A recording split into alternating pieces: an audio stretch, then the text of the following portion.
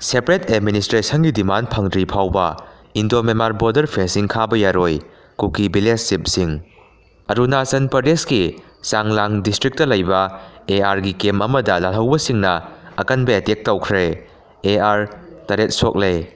2023 दा दिल्लीदा चथबा क्राइम की केस 13,000 गा सहुमगा हुमफुहुमदोय रजिस्टर तौखी अखोइना लिंगजेन मानद्रिबा असि कांग्रेस पार्टी ननी MLA इबोमसा तुइबोंगदा 9 सुबा कुकी राइजिंग डे की थौरम पांगथोकनी KSO मणिपुर म्यांमार बॉर्डर संबंध खाब चथरकलबदी अफफत दायित्व मसाना पुजगदबनी विलेज चिपसिंग यूक्रेन की प्रेसिडेंट रशियागा रोइबोइना वरी सनगदौरी मणिपुर याउना अवांग नोंगपोकी लेरिबा इंडिजिनस मियाम की राइट फंगननबा इंडिजिनस पीपल्स पार्टी सेमलगनी SIG 716 राइफल की दमक नाइट साइज की दमक लुपा करोड़ 7,750 की दिन तौनखरे।